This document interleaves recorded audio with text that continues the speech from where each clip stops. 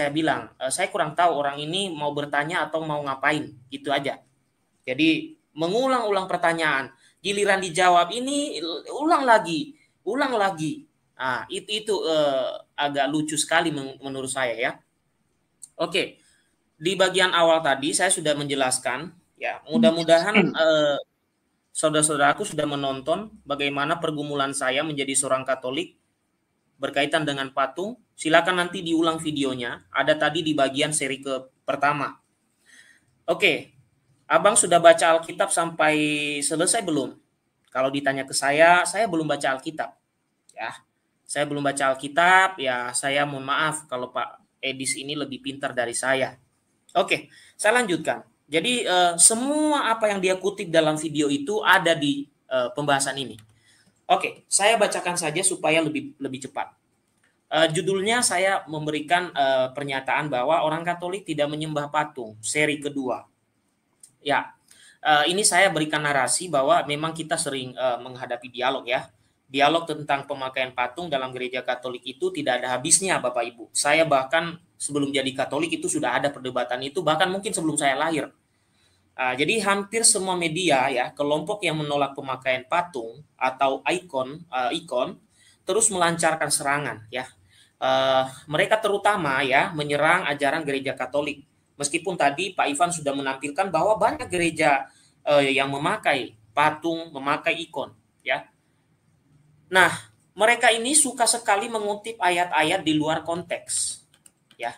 Mereka mengutip ayat-ayat di luar konteks dan menafsirkan sesuai dengan apa yang mereka mau. Persis sama seperti yang dilakukan Edis TV itu.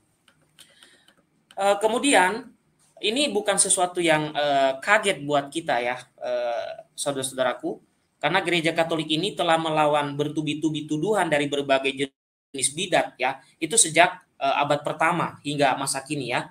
Jadi bagi kita tidak heran dan sebenarnya bahan-bahan kita untuk membantah mereka itu banyak, dasarnya cukup kuat. Hanya masalahnya apakah hatinya dibuka atau hanya berpolemik ya. Nah, meskipun ajaran gereja Katolik terus diserang, Bapak Ibu, namun mereka tidak berhasil menghancurkan gereja Katolik. Karena apa? Silakan nanti Bapak Ibu baca Matius 16 ayat 13 sampai 20. Karena Yesus sendiri telah berjanji untuk menjaga gerejanya sehingga kuasa maut tidak menguasainya. Saya sangat yakin dengan kitab suci dan apa yang dikatakan oleh Yesus ini. Kemudian saya beranjak kepada ayat-ayat yang sering dikutip. Nah, ini bisa menjadi modal nih untuk nanti penuduh selanjutnya nih, karena saya bongkar semua ayatnya. Karena saya kan tidak pernah baca kitab suci seperti Bang Edis. Oke, banyak dari kelompok penuduh ya yang menuduh bahwa orang Katolik menyembah patung tidak mengerti sama sekali iman Katolik. Mereka juga seringkali mengutip ayat yang sama sekali tidak membahas tentang pemakaian patung. Saya kutip di sini, biasanya mereka mengutip Yohanes 4 ayat 24 yang berisi tentang menyembah dalam roh dan kebenaran. Oke. Entah bagaimana mereka menafsirkan ayat ini sehingga mereka menganggap bahwa itu larangan pemakaian patung. Namun, bila kita membaca secara utuh perikop Injil Yohanes 4 ayat 21 sampai 26, dalam perikop sebelumnya kita tidak menemukan sama sekali pembahasan tentang patung. Malah, perikop sebelumnya itu ada dialog antara Yesus dan seorang perempuan Samaria.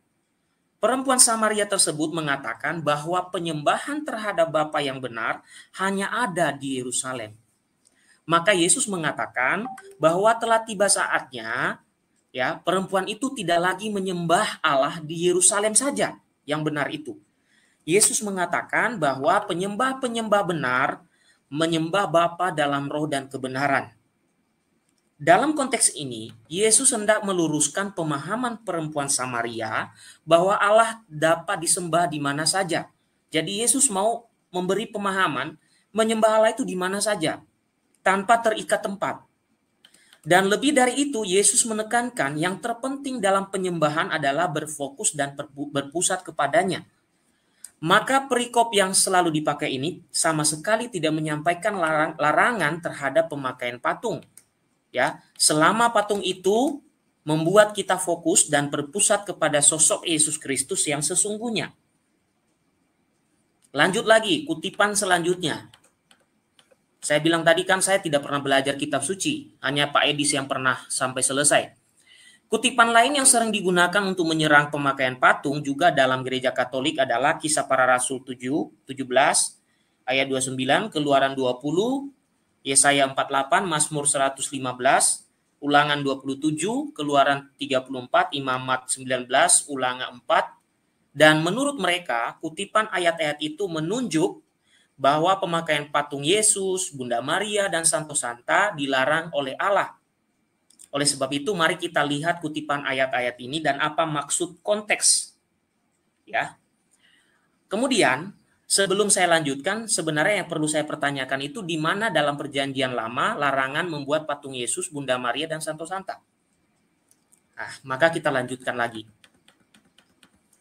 Pertama, Kisah Para Rasul 17 ayat 29 itu berkata seperti ini. Karena kita berasal dari keturunan Allah, kita tidak boleh berpikir bahwa keadaan ilahi sama seperti emas atau perak, atau batu ciptaan kesenian dan keahlian manusia. Ini sering dipakai. Tampaknya ya, pengutip ayat itu menafsirkan ayat itu secara lurus atau harafiah, sehingga menimbulkan pemahaman yang salah kaprah. Padahal perikop Kisah Para Rasul 17 ayat 16-23 itu sebenarnya membahas kisah Rasul Paulus ketika sedang berada di Athena. Nah, dalam videonya Edis itu juga membahas ini, Bapak Ibu. Jadi apa yang dia tuduhkan itu semuanya saya sudah kupas di sini nanti, ya. Dia mengutip ini juga dalam video itu dan mengatakan bahwa Rasul Paulus, ya, dia tidak menyebutkan apa yang terjadi dengan Rasul Paulus atau apa dialognya, apa bincang-bincangnya, dia tidak membahas itu. Nah, maka saya bahas di sini. Perikop Kisah Para Rasul 17 ayat 16-23 sebenarnya membahas kisah Rasul Paulus ketika dia sedang berada di Athena. Rasul Paulus sedang berbincang-bincang dengan golongan Epikorus dan Stoa mengenai patung-patung dewa-dewa asing dan dewa-dewa Athena. Rasul Paulus hendak mengajak mereka untuk meninggalkan ajaran yang menyembah dewa-dewa itu. Maka Rasul Paulus mengatakan bahwa Allah itu tidak tinggal dalam kuil-kuil dewa yang dibuat oleh orang-orang Athena. Kemudian Rasul Paulus mengajak orang-orang Athena bertobat dan mengikuti Tuhan. Maka ia mengatakan kepada mereka bahwa keadaan ilahi tidak sama seperti emas atau perak atau batu ciptaan kesenian dan keahlian manusia. Rasul Paulus mengatakan itu agar mereka tidak lagi menyembah patung dewa-dewa asing, melainkan mengikuti Kristus. Perhatikan di sini, konteksnya itu membahas soal dewa-dewa yang ada di Athena, bukan membahas patung Bunda Maria, bukan membahas patung Yesus. Jelas kutipan ayat tersebut ya tidak membahas itu. Kemudian kita lanjutkan. Berbeda dengan gereja Katolik yang tidak menganggap patung itu sebagai Tuhan, itu berbeda dengan gereja Katolik. Yang kedua, Keluaran 20 ayat 4-5. Jangan membuat bagimu patung yang menyerupai apapun yang ada di langit di atas, atau yang ada di bumi di bawah, atau yang ada di dalam air di bawah bumi. Jangan sujud menyembah kepadanya atau beribadah kepadanya, dan lain sebagainya. Tetapi perlu diketahui, ada perbedaan dalam pemotongan ayat ini dalam 10 perintah Allah. Gereja Katolik mengikuti 10 perintah Allah yang diberikan nomor oleh Santo Agustinus. Sementara Protestan dan Ortodoks mengikuti penomoran 10 perintah Allah yang diberikan oleh salah seorang tokoh, ya. Siapa namanya ya? Saya agak lupa. Oke, yang penting ada perbedaan penomoran di situ ya. Kita mengikuti Santo Agustinus. Sementara mereka Ireneus kalau nggak salah ya. Bapak Gereja Ireneus. Oke. Kemudian ayat ini tidak dapat dijelaskan secara terpisah Bapak Ibu, ya. Keluaran 20 ayat 4-5 itu tidak dapat dipisahkan secara terpisah terkait dengan pembebasan bangsa Israel dari perbudakan Mesir.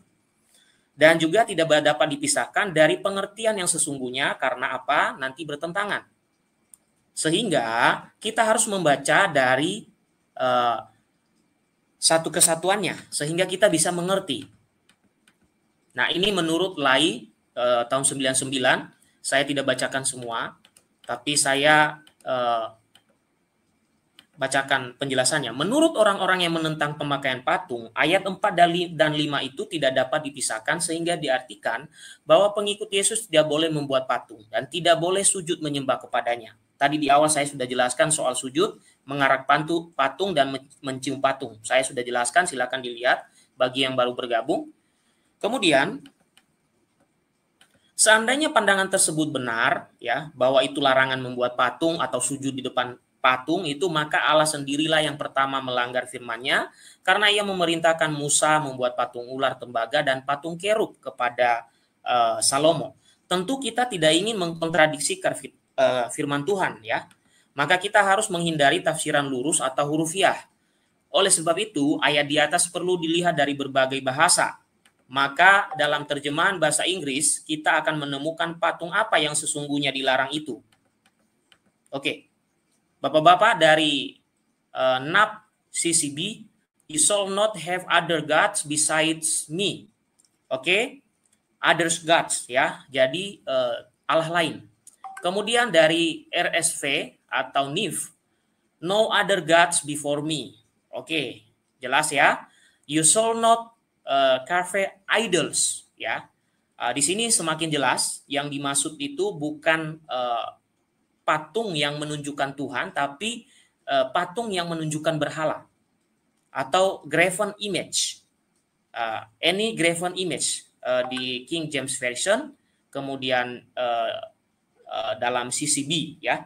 Oke, ini adalah perbandingan untuk melihat bagaimana Keluaran 20 ayat 4 sampai 5 itu. Ternyata kita menemukan di sini yang dimaksud adalah patung yang menunjukkan berhala.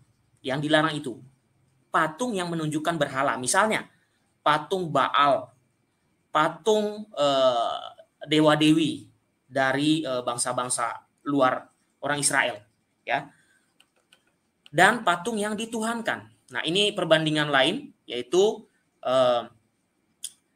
yang juga ada di dalam berbagai terjemahan, ya, untuk kita melihat bagaimana menafsirkan soal itu.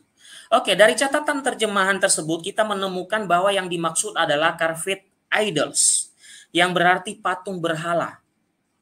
Ya, yang dimaksud itu patung berhala. Oke, jadi misalnya dewa, lalu dibuat patung dewa itu, nah itu patung berhala namanya. Oke, atau carven image, yang berarti ukiran dari suatu gambar Allah lain. Oke, Allah lain loh. Oke, Allah lain, bukan Allah yang berinkarnasi. Oke, kalau pengertian kita sebatas pada ukiran suatu gambar, maka kembali lagi kita menemukan kontradiksi dalam kitab suci. Seperti Pak Ibnu Kalam tadi mengatakan, Pak Ibnu Kalam itu bijak menjawabnya loh. Karena apa? Dia menjaga. Kalau dia mengatakan ini, dia tahu. Ya, saya tahu Pak Ibnu Kalam itu, beliau itu adalah seorang murtadin kalau tidak salah, dan beliau itu mempelajari tentang saya melihat videonya, dia membahas tentang Allah Tritunggal.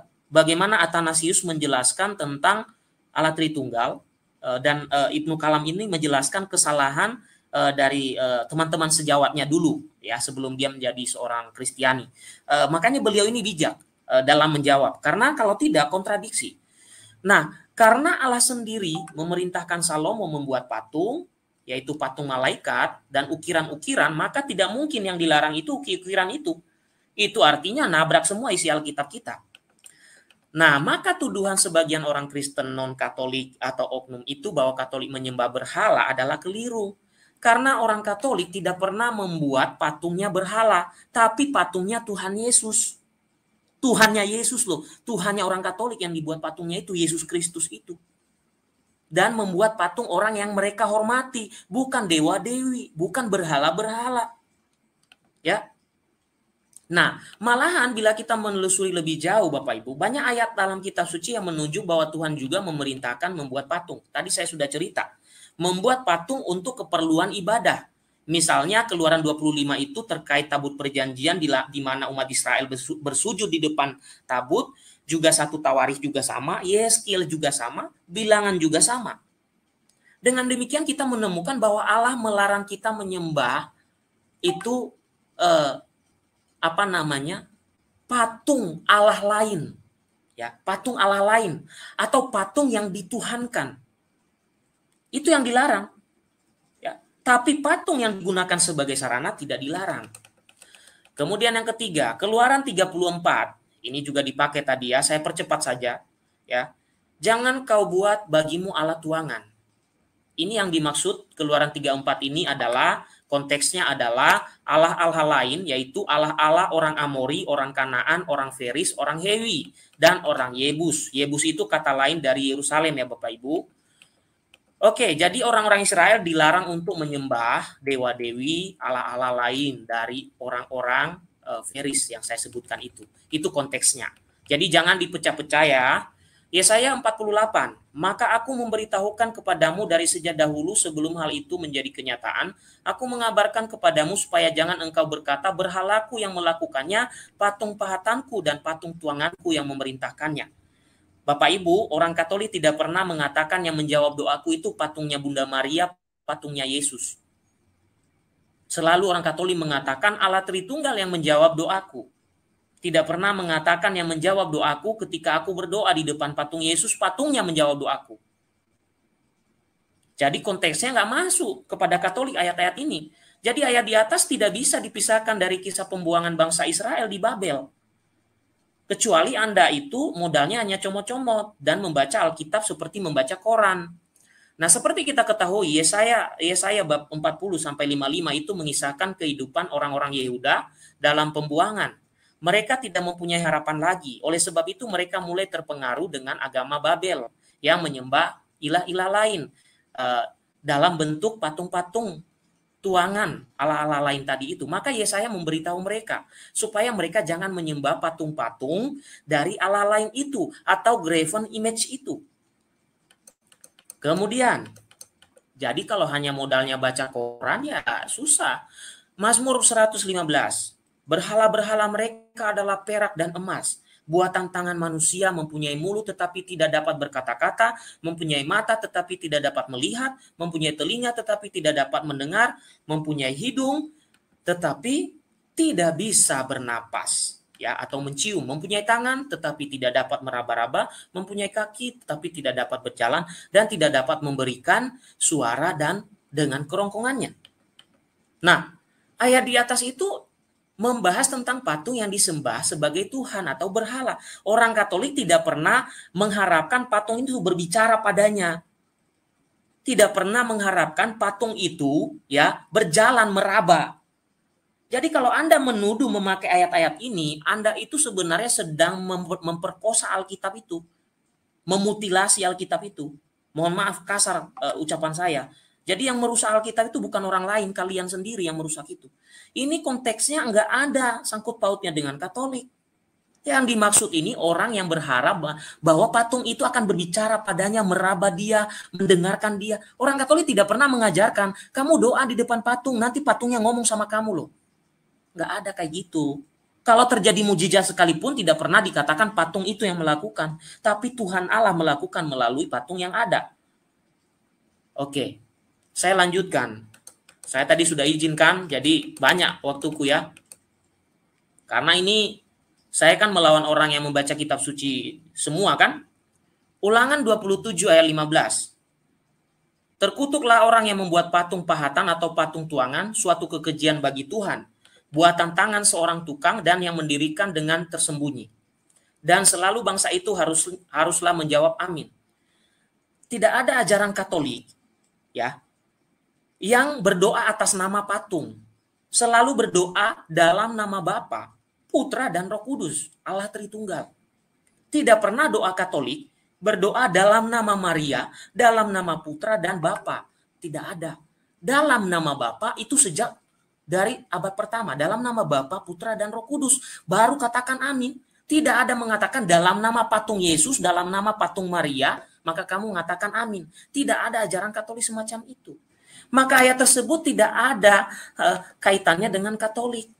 Ayat tersebut berbicara tentang bangsa Israel, di mana mereka ketika sampai tanah terjanji itu mereka mendirikan mezbah karena mereka melihat Tuhan tidak menolong mereka, akhirnya mereka mendirikan tugu-tugu berhala mereka. Maka Tuhan menegur mereka melalui Mazmur tadi.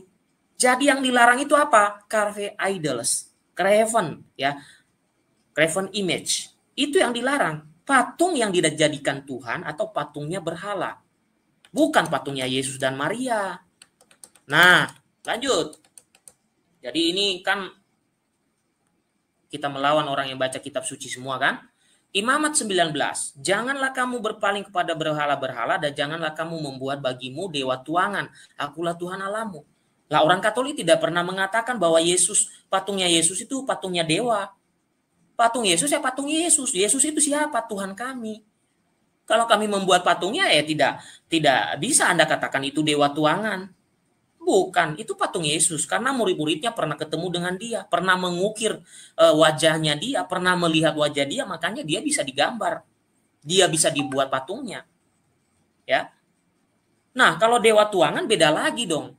Dewa tuangan itu kalau Anda percaya misalnya kepada genderuwo, lalu Anda membuat patung genderuwo atau kuntilanak. Nah, itu baru dewa tuangan. Yesus bukan dewa. Yesus bukan dewa tuangan, bukan Allah lain, tapi Allahmu juga.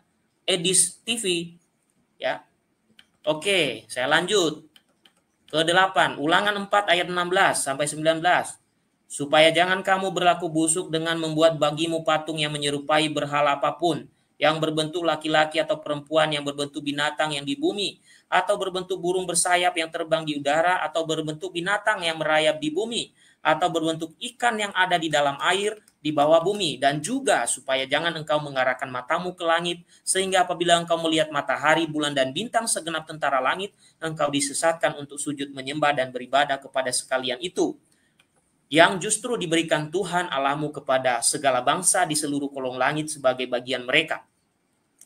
Perikop ini setidaknya membahas tentang perintah Tuhan yang harus ditaati oleh bangsa Israel agar bisa masuk negeri terjanji. Oleh sebab itu Tuhan melarang mereka membuat patung berhala, yaitu Allah lain yang menyerupai sesembahan apapun dalam bentuk apapun, yaitu patung Allah lain, entah itu dalam bentuk laki-laki, perempuan. Dan konteks yang dimaksud itu Allah lain, dewa lain. Tadi saya sudah kasih contoh. Anda membuat patung genderuwo, kuntilanak, lalu Anda menyembah, itu patung Allah lain. Ya. Yang dilarang itu patung Allah lain. Apabila ayat di atas itu secara harafiah dicomot, maka kontradiksi Bapak Ibu. Ya, kenapa tadi Allah memerintahkan membuat patung malaikat, kerub. Kerub itu bisa laki-laki, bisa perempuan bentuk patungnya. Ya, kalau seandainya ini secara rahasia digunakan akan rontok semua isi Alkitab ini. Maka maksudnya adalah bukan patung Yesus, bukan patung Bunda Maria dan patung siapapun, tapi patung Allah lain. Kalau misalnya Pak Edis TV itu punya Allah lain, misalnya di kampung itu ada kepercayaan misalnya pohon itu dijadikan sebagai Tuhan, itu Allah lain namanya. Lalu patung leluhur misalnya atau apalah lain sebagainya dijadikan sebagai Tuhan, itu Allah lain, patung Allah lain. Patung Yesus itu bukan Allah lain, Yesus itu Allah Anda juga sama. Jadi gereja Katolik itu tidak pernah mengajarkan penyembahan terhadap patung. Bagi gereja Katolik itu patung adalah simbol, lambang, sarana dan alat untuk mengingat dan mengenang. Saya tidak membaca